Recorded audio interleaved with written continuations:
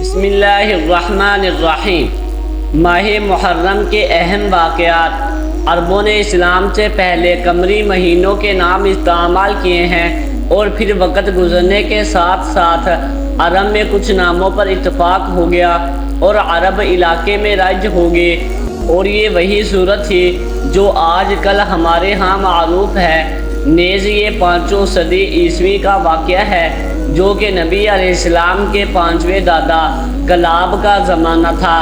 قمری مہینوں کے نام رکھنے کی وجہ تسمیہ اور جن معانی کی وجہ سے ان مہینوں کو موسوم کیا گیا ہے، انہیں اہل علم نے ذکر کیا ہے۔ چنانچہ حافظ ابن کثیر رحمۃ اللہ علیہ لکھتے ہیں کہ شیخ علم الدین سخاوی رحمۃ اللہ علیہ نے ایک رسالہ لکھا ہے جس میں وہ رقم تراز ہے۔ محرم کی وجہ تسمیہ یہ ہے کہ یہ مہینہ حرمت والا ہے، لیکن میرے نزدیک اس کی وجہ تسمیہ اس مہینے کی حرمت کو مزید عیا اور موقد کرنے کے لیے اس نام سے موسوم کیا گیا ہے، کیونکہ عرب اس مہینے کی حرمت کو دیگر مہینوں میں منتقل کرتے رہتے تھے۔ چنانچہ ایک سال محرم کو حرمت والا سمجھتے اور آئندہ سال میں اس کی حرمت کسی اور مہینے میں منتقل کر دیتے تھے اور اسے حلال جانتے تھے۔ سخاوی رحمۃ اللہ علیہ پھر کہتے ہیں کہ محرم کی جمع عربی زبان میں محرمات، محارم اور محاریم آتی ہیں۔ ہمارے نبی اکرم صلی اللہ تعالی علیہ وسلم نے اس مہینے کو تعظیم اور احترام کے لیے اللہ کا اور شہر احرام حرمت والا مہینہ قرار دیا۔ حضور صلی اللہ تعالی علیہ وسلم نے رمضان المبارک کے بعد روزہ کے لیے اس مہینے کو تمام مہینوں سے بہتر اور افضل قرار دیا ہے۔ اس ماہ میں کوئی مخصوص عمل فرض یا واجب نہیں، البتہ 10 محرم کا روزہ رکھنا مسنون عمل ہے۔ نیز 9 یا 11 تاریخ کو روزہ رکھنا تاکہ یہودیوں سے مشابہت نہ ہو، اس عمل سے سال بھر کے گناہ معاف ہوتے ہیں۔ واضح رہے کہ ماہ محرم کی فضیلت قبل اسلام سے ہے اور حضور اکرم صلی اللہ تعالی علیہ وسلم کے فرامین اس بات پر ہیں۔ ماہ محرم کی 10 تاریخ کو مندرجہ ذیل واقعات ہوئے۔ حضرت آدم علیہ السلام کا پہلا پتلا تیار ہوا اور روح پھونکی گئی۔ اس روز آپ علیہ السلام کی توبہ قبول ہوئی۔ نمبر 2، حضرت ادریس علیہ السلام کو درجات عالیہ عنایت ہوئی۔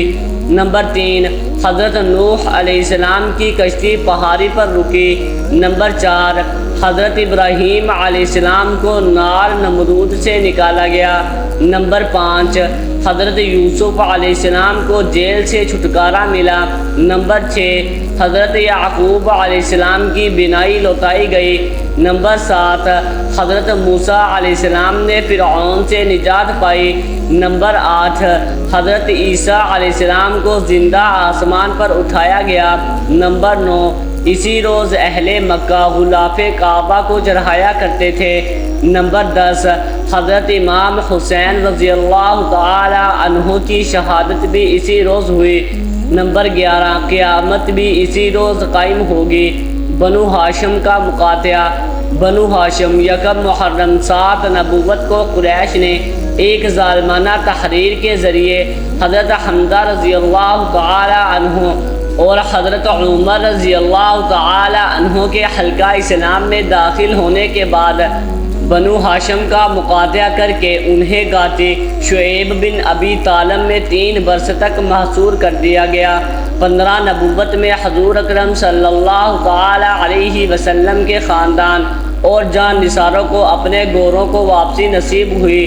غزوہ کرکرہ اکدر محرم 2 ہجری آپ صلی اللہ تعالی علیہ وسلم غزوہ بنی سلیم کی آبادی کے قریب پہنچے تو وہ باغ کھڑے ہوئے۔ یہ جگہ کرکرہ اکدہ اس لیے کہلاتی ہے کیونکہ یہ خاکتری رنگ کے پرندوں کا مستقر تھا۔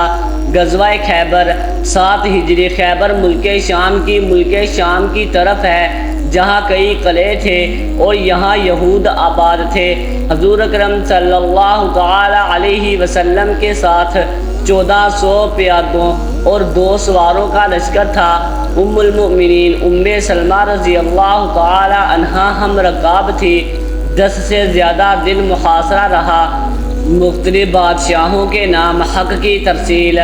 7 ہجری حدیبیہ سے واپسی کے بعد حضور اکرم صلی اللہ تعالی علیہ وسلم نے مختلف بادشاہوں اور رہنماؤں کے نام خطوط روانہ کیے، جن میں نجاشی حبشہ، قیصر بادشاہ روم، نوشیروان کسریٰ، المتوقس القصبۃ، الحارث بن ابی شمر الغسانی، بادشاہ ولقا اور موزہ بن علی شامل تھے۔ حضرت خالد بن ولید رضی اللہ تعالی عنہ کی ملک شام آمد 13 ہجری 634 عیسوی کو حضرت ابو بکر صدیق رضی اللہ تعالی عنہ کے حکم پر خالد بن ولید رضی اللہ تعالی عنہ عراق سے شام مسلمانوں کی قیادت کے لیے ملک شام پہنچے۔ پارٹ 2 میں ہم آپ کو محرم الحرام کے واقعات کے بارے میں آگاہ کریں گے۔ امید ہے کہ آپ کو ویڈیو اچھی لگی ہوگی۔ ویڈیو اچھی لگی ہے تو ویڈیو کو لائک ضرور کر دیں اور چینل کو بھی سبسکرائب کر دیں تاکہ اس طرح کے انفارمیٹیو ویڈیو آپ کے پاس بر وقت پہنچتی رہیں۔ شکریہ۔